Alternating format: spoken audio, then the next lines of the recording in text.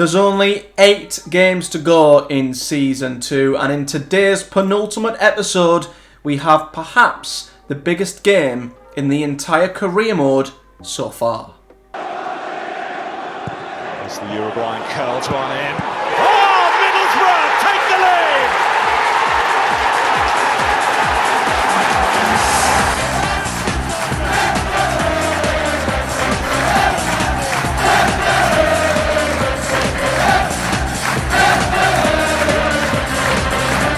What is up, guys? Matthew here, and welcome back to another episode of our Project Boro FM 24 career mode here today with the mighty Boro. And drama in the last couple of games. Some unexpected results have happened, and it has led to today's game, one of the 2 games we're playing today between Blackburn and Boro, to be a potential playoff shootout with Nottingham Forest just in behind. It's been a crazy couple of games for all the teams involved. Nottingham Forest have went from being seemingly untouchable to losing back-to-back games in the Championship. I mean, I asked the question, can anyone stop them? Apparently Hull and Cardiff. Hull are down towards the bottom of the league, and I think Cardiff are not too far up either. It's a strange league championship. Why do I ever underestimate its craziness? But Blackburn have actually jumped us into second place. They've had a couple of defeats here and there, but they're unbeaten in 3. Recently lost to Derby, who are right down there in the bottom of the table. Recently also beat Wycombe, who were just above them. But what's been happening with us? Well, obviously we suffered a horrendous episode last time out. We lost 7-1 to Arsenal in the FA Cup. We drew 1-1 against Ipswich. We then did pick up a win. We beat Preston by 2-0. Held a team meeting. The boys seemed to react pretty well to it, and it showed that we sort of backed it up with a win. But then we went to Luton and we drew in what was a very tough game. I find Luton's always a tough game away from home. They're not doing too great, the mid-table, but we had only 2 shots and only 2 on target in the whole game, and we nicked a point. So for me, that was like an absolute steal, if I'm honest, to pick up that point from Luton, who were the far better side. And it leaves us with these 2 games. So we head to Blackburn away from home, they're second. Then we have Watford at home, who are 21st. Either of them games we might lose. I mean, it's the Championship, isn't it? And then we will obviously off-screen play Leicester, Derby and Hull. And we might be back, depending on where we're at in the automatic promotion race, for a triple header at the end of the season, depending on how things go. But this is where things are at the moment. So Leicester are top. As I thought, they will just run away with it. They've guaranteed themselves a playoff spot. Not that they're going to be worried about the playoffs. They are 16 points clear of us now. Blackburn, 1 point above. Forest, 1 point below. Stoke, don't rule them out either. They could still jump us with their goal difference. Forest have a superior goal difference, which might prove to be really, really important. Good news for us, though. A lot of our first teamers are almost back. Ignore the rests. I've tried to rest the players as much between games as I can, but Seny Dieng is almost fit. I believe he failed a fitness test ahead of this game, which is really annoying, but he should be back for Watford. So Bryn's got one more big game to step in for us before we hopefully get Dieng back fully for the rest of the season. But this is a game which, if we lose it, we go 4 points off of second, and we might even drop down to 5th. If we win, we're in the driving seat with only 7 games to go. Back that up with a win against Watford. Who knows how close we could be, depending on what happens elsewhere. It's a huge episode. It's a giant episode, so let's get straight in to a huge automatic promotion shootout at Ewood Park. So, here's the team that's going to Blackburn. Now, I may have been wrong when I said Seny Dieng was unfit. I thought I remembered him failing a fitness test, but that might have been for the game before against Arsenal. He seems like he's not 100% there, but he's a goalkeeper, so I feel like he should be alright. And it's a big game where I feel like we need him. So I'm going to bring Seny back into between the sticks. The back four, we've got Anderson Arroyo, Rav Vandenberg, Darrell Lenihan, Lucas Engel. we had a game literally a couple of days ago, and the players, as I say, I rested them for a reason, to try and get them all as fit as possible. Linehan's not quite there, but we're going to start him and probably replace him with Scott McKenna. Possibly. McKenna, to be fair, isn't that fit against his former side, so I think he might miss out entirely, if I'm honest, and Matt Clark can be the backup. But Engel's in there. Lewis O'Brien comes in as the ball-winning midfielder. At the base of the three, we've got Tommy Doyle, who's not 100% either. And to be fair, hasn't been playing too well. So I'm going to put my faith in Dan Barlasser today. And Hayden Hackney is alongside him, who's not played in a while because his form and his just the way he's been going about things, his morale, it's really, really bad. But we don't have the numbers or the fitness in midfield, so I'm going to rely on him to do a job today. Palistri, also another one, nowhere near fully fit. In fact, I've only just noticed he's had a transfer arranged. I didn't even know that. Man United have sold Palistri at the end of his loan spell, so any hope that we would bring him in, even if we got promoted, is a no-go, because I wasn't even made aware. No, nothing from Man United to say. I guess it's not our player, but yeah, Palistri apparently is joining Porto at the start of next season. What a shame, eh? So he's going to be on the bench. I've got Azire on the left, and I've brought Lati Lathin, who has been on form and I think deserves to play over Bangura. Martial will stay up front. It's a decent bench. It's a good bench if we need it. But we're going to invite crosses, trap them inside. They have inverted wingers. This is a massive game, and I'm a little bit wary that a lot of our best players aren't in the team. The likes of Scott McKenna, the likes of Hayden Hackney, of course, coming in, but it's a fitter team. It's a team who are, I guess, maybe a little bit fitter than the Blackburn team. And yeah, let's pile the pressure on them. That's something good that's been suggested by the assistant manager. Pile the pressure on Blackburn and say they're second, they're at home, they're the team who are expected to win. Can you explain Middlesbrough struggles away from home? It is worth noting we're terrible at home. We've only won one of our last 5. Look at that. Not good. I'm going to say we've played well without reward. Whether that's right or not, it probably isn't. I don't see why we're not capable of turning things up. And here we go. I can't recall the form Blackburn are in. I think it's a bit up and down, but I mean, we're balanced. We're going balanced today as opposed to positive. Part of me even thinks we should go cautious. And the aim of the game should be to just not lose. And, you know, if we draw, we're still a point behind Blackburn, and that's okay. So a point is a better result for us than it is them.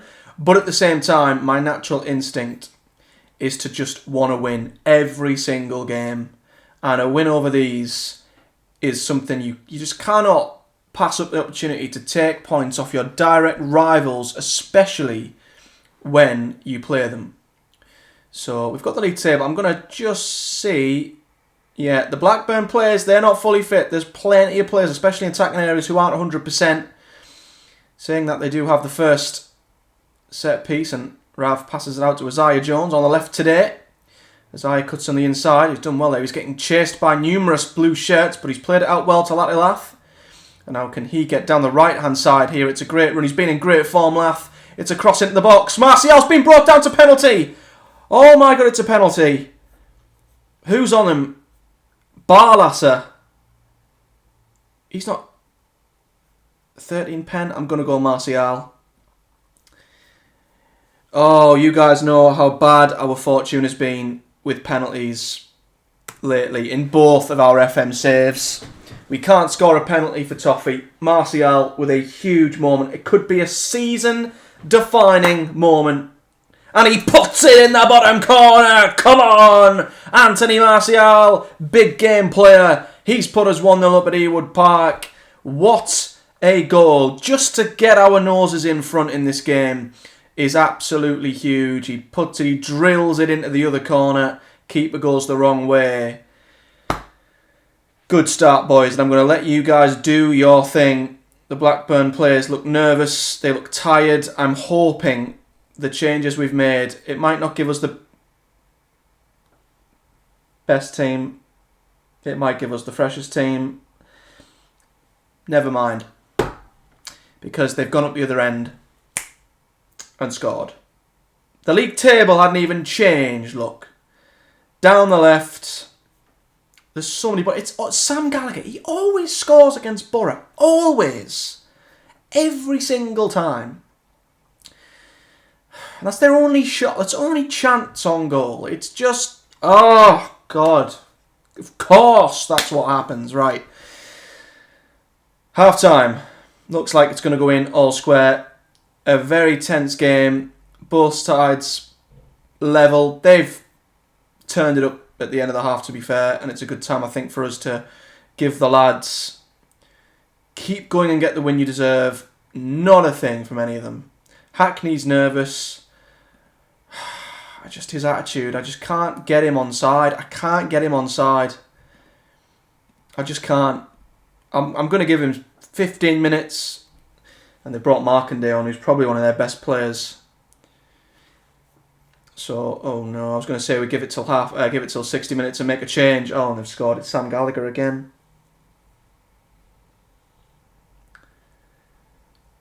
Any Boro fan will tell you Sam Gallagher always scores against Boro, and it's as just a simple set piece.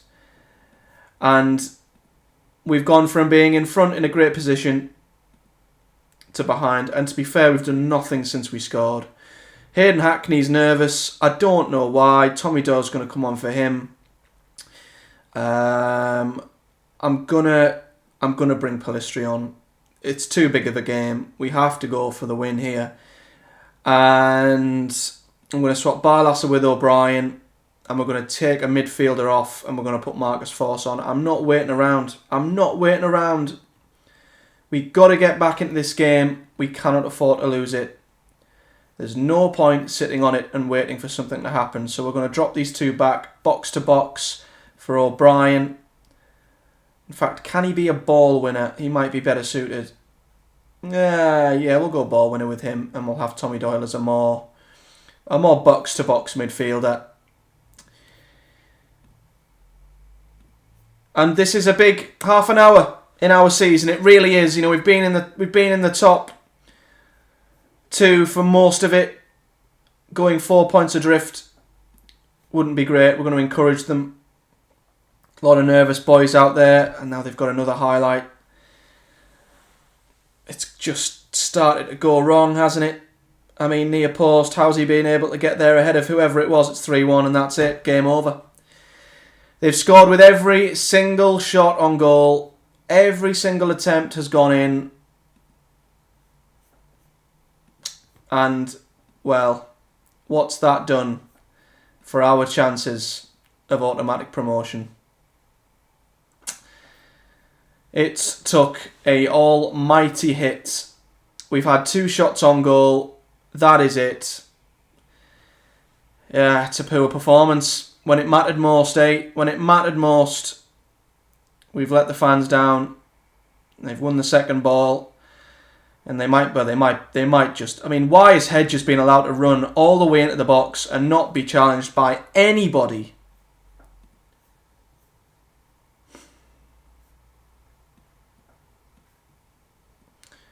Just making changes for changes' sake now, if I'm honest.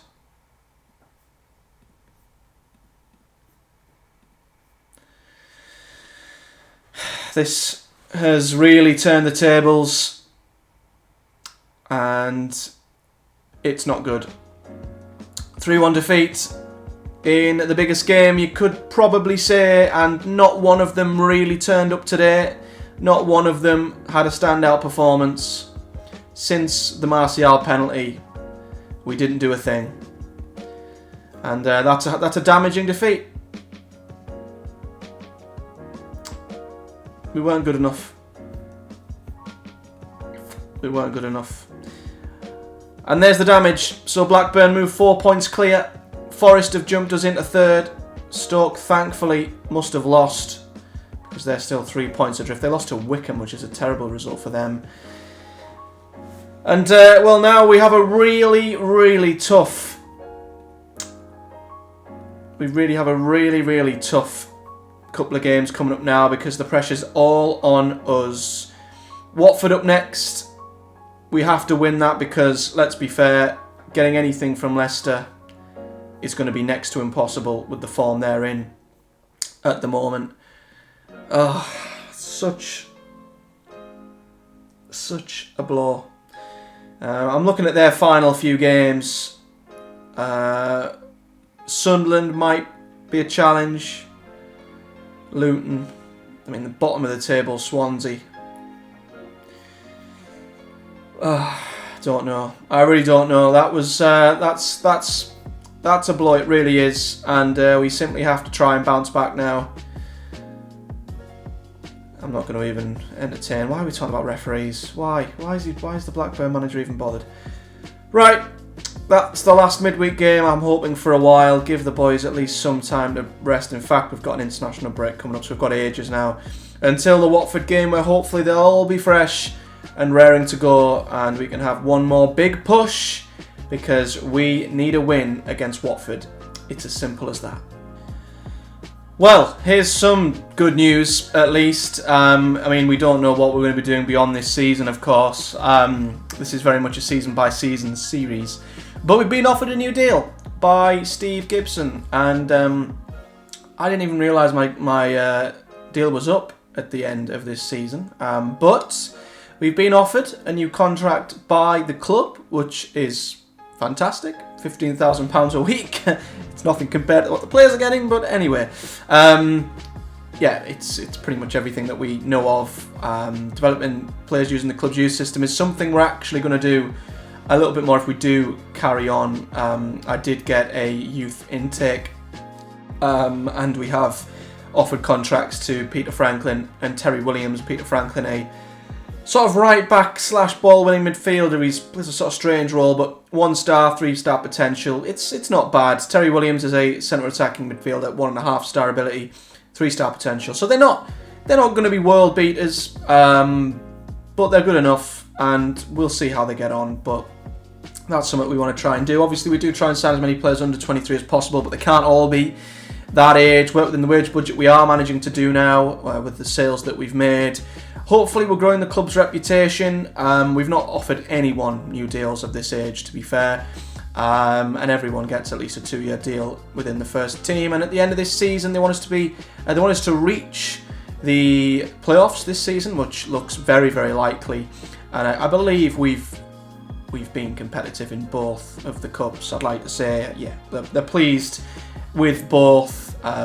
We might have needed to get into the 4th round of one and the 2nd round of another, or the 3rd round, I can't quite recall. But yeah, looking at the club's vision there though, I mean, they're very disappointed in the fact we've not signed more players under the age of 23, but they are satisfied with the youth system, which, yeah, is quite nice. But yeah, that's what they want to do this season, which I think we've done, and next season basically is a must. So if we don't get promoted this season, next season we simply have to. So if we do work this into a 3rd season, it could be do or die next year. If we don't get promoted next season, if we do a season 3, that could be the end of the project if we then get sacked. But let's see what we're getting then. So it's a 2-year deal. So for another 2 seasons from now to the end of, not next season, the season after. And yeah, I mean, the wage is the wage. It's not really, doesn't really matter, does it? But we'll accept that, and we will extend our stay as Boro boss, which it's good to see that we've got that kind of, I guess, recognition from the man at the top. But let's carry on now and get ready for Watford, and I'd like to think signing a new deal will be a good luck charm and give us the boost we need. Here's hoping it might happen now. Lucas Engel isn't happy that he's not being given playing time, even though Ryan Manning has been suspended for the past 3 games, and he's played every one of them. He's played every one of the last 5. Why is he moaning? What, Engel? You've played the last 5. You've literally played near of every other game, and you've played all of the last 5. No, he's full of rubbish. He really is. He's an important player. He's not a star player. I mean, what is he going on about? You know what? I've got my eye on Alfie Doughty anyway. So if he wants to leave, he can leave.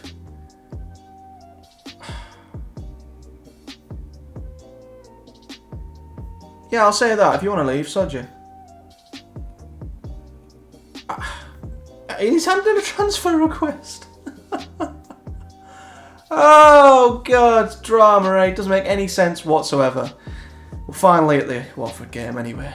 So, we're ready to go for the Watford game, and it's probably the first time I've been able to put out my almost strongest 11 in ages. It feels good. We've got Senny Dieng back in goal. He passed his fitness test. He'll be absolutely fine. Back for Arroyo, McKenna, Lenihan, Manning, back from his suspension, which ended up being stretched to 3 games, which was crazy given the fact we appealed and it shouldn't have even been a bloody sending off. O'Brien is going to sit behind Barlasser and Tommy Doyle, the reason being McGree has been away with Australia and isn't quite up to full fitness, and Hackney, if I'm honest, just doesn't deserve a place in the team. Isaiah Jones on the right, Pellistri, he's been away with Uruguay, he's not 100%, but I feel like we can afford to start him in the game, and if not, we can always take him off with Martial up front. So yeah, this is a massive, massive game. We're going to go positive because we're at home, and it's massive because, simply put, I mean, it would be typical Boro, and this happened in real life, so why am I saying that top of the table Leicester are suddenly unbeatable? Because Boro literally did beat them in real life, but this Leicester team in this career mode are ridiculous. And we're not in great form either, so a win today is huge, because then we go into the Leicester game maybe with a little less pressure on our shoulders, because by that point, you know, there'll be 7 games to go, or maybe even 6 games to go after the Leicester game, and then if we're like 6 or 7 points adrift, I mean, we got no chance really. It's going to be so difficult. So it's a pretty bad time to play Leicester, and a win is crucial today. I don't want us to have the same sort of limping end to the season like we did last season, where we snuck a playoff place, having had a terrible end to the season. But let's see how things go, and we'll keep a keen eye on what's happening else, where goal kick Dieng plays it out to Ryan Manning, who's back, as I say, from his suspension. Plays it into Tommy Doyle now. Here's Lewis O'Brien and Barlasser in that advanced playmaking position. Runs all the way to the right wing and then loses it, which is quite annoying. They hoof it upfield. McKenna wins the header, and now Isaiah Jones, he's more natural in that position of the pitch. Takes all the way to the byline, crosses it in. It's underneath Pellistri and Ferreira. Pellistri now recycles the ball to Tommy Doyle. Lewis O'Brien, oh, he's played it straight to the Watford player. Oh, I thought that was a shoe-in to be a Boro highlight, and all of a sudden they're in behind.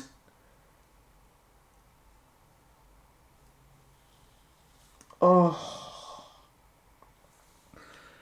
Why does FM do this? We had the ball for literally, I don't know how long there. One ball over the top and in behind.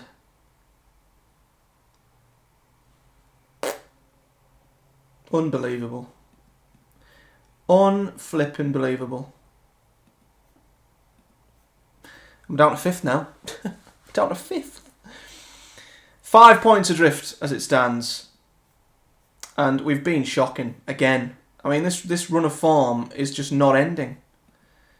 We're just limping to the end of the season with no sign of a pickup from anywhere. And this was a team that couldn't stop scoring at one point. I mean, I don't want to start changing systems and stuff, but what are we going to do to get us into a position where we're competing again? It's crazy. Here's Manning back to Barlasser. Oh, and Barlasser's put it in the bottom corner. A fantastic finish by Dan Barlasser. Gets us level on the brink of half-time. What a time to score. And it's a great finish. Manning plays it into Barlasser. Back to him, and then it opens up like the Red Sea into that far corner. And he found the far corner. And it's a great finish by Barlasser. We needed that goal to go in right there and then. But, you know, it wasn't good enough in terms of a half of football. So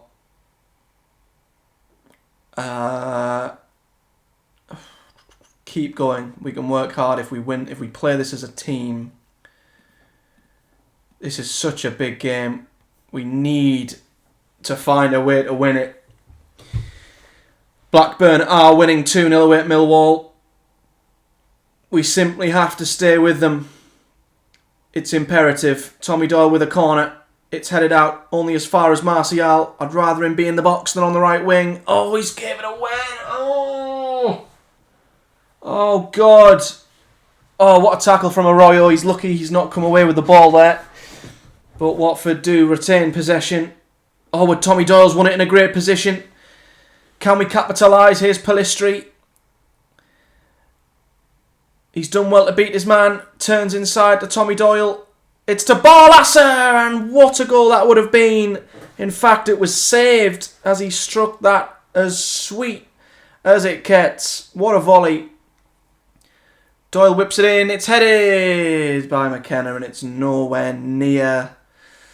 It's been a good start to the second half, though. They're going more attacking, which I'm hoping will open the game up. But Pellistri's tired now, so we will swap him out for Alat Ilath, who I think is ahead of Bangura at this point. He's been great, Alat Ilath, on that right-hand side, given he's more so a striker. But this is a huge 20 minutes. We might go attacking pretty soon. They're going attacking. We're going attacking. The game's going to open up. Is anyone going to take advantage? We're in the final 10 minutes. I'm going to encourage the boys. We're going to have to make an attacking substitution. Yeah, we're going to do what we do sometimes. Take off the DM. Stick a second striker on. We've had so many draws lately, especially at home. A late winner just keeps us in the game. Come on, Force. You're the man. You're the man who drags us out of these situations. We're going to have to go very attacking. Oh, Watford have a corner. Oh, it's headed out. Have we tried to win the game and at the risk of losing it? Oh, Porteous has put it wide. What a let-off. What a let-off. I thought that was going to hit the back of the net. I felt so sure. And if we lost, I mean, we're going for it. We might be at risk of losing this game by trying to win it. But that's what we got to do. Barlasser. Here's Anthony Martial. He's got someone up with him now. Marcus Force is there. Oh, he's run into the defender. Backman, hoof it long, right. Second ball. Oh, we've lost the second ball. Oh, no. A defeat. Oh, no. Oh, my God, Dieng. What a save. Given that was deflected, what a save from Senny. Millwall have got a goal back against Blackburn. Could they peg them back? Is there going to be a late goal at the Den and a late goal at the Riverside? We can't clear our lines. It's out of corner. Oh, Robertson. Oh, thank God he's tried to shoot from there. We're into stoppage time. Is there going to be a final twist? No. We've dropped points again. It's slipping away. It's slipping away. It really is. I'm going to sympathise with them to keep the morale up, but deep down I am just so disappointed. In fact, Blackburn drew. Millwall did get a late goal, so if we'd have got a winner, we'd be right on their backs. But Forest now have the chance to take the driving seat. As always, McKenna and Lenihan looking jaded. That happens every week. Oh dear. And Forest drew? They had Leicester. Wow, okay. So Leicester drew against Forest. So this is where we leave it. 4 points away from second. 6 games to go. We've got Forest in between us.